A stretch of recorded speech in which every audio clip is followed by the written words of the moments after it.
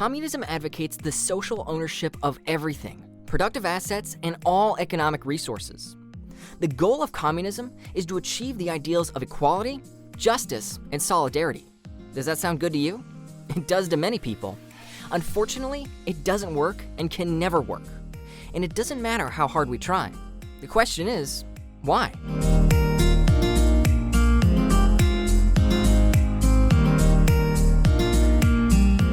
Hi, I'm Adam, and I know one thing about communism for sure.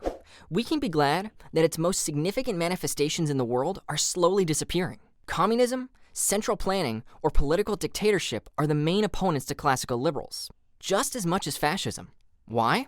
Well, these regimes are immoral. They rob their citizens, they limit the possibilities of personal self-realization, they separate people according to classes, and sometimes these regimens even kill.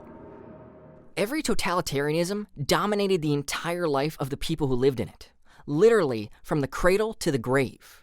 Totalitarianism presents people with difficult moral dilemmas and destroys the soul of individuals and the collective memory of entire nations. As well as personal and political freedom violations, centralist political experiments also set countries back economically.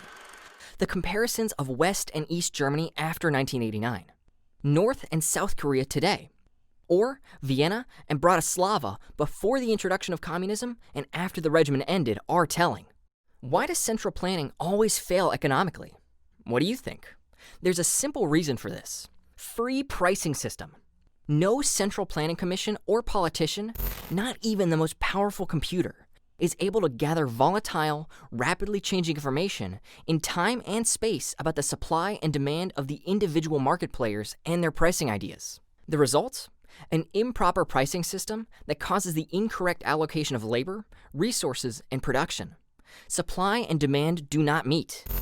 It produces something that no one wants, or in contrast, fails to produce what people need. Society wastes its wealth and becomes poorer.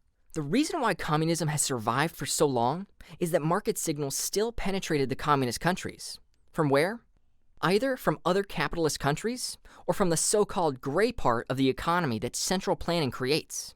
Other reasons were, of course, restrictions of personal freedom, propaganda, and the use of political violence against its citizens. Why are totalitarian regimens like fascism or communism so bad? Primarily because its citizens cannot make decisions about their lives for themselves. The decisions are made for them by someone else, by the leader, the politician, the Politburo, or the ruling party. That's all in this subject. What do you think about migration and migrants? Is migration good or bad? Do you know that there is a difference between economic migration and migration motivated by the social welfare system? We will discuss this subject next time. See you again. Bye.